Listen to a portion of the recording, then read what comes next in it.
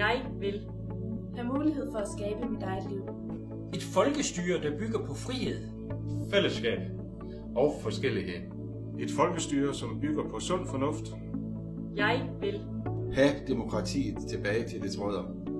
Lovene skal ikke udarbejdes af embedsmænd, som ikke kender min dagligdag.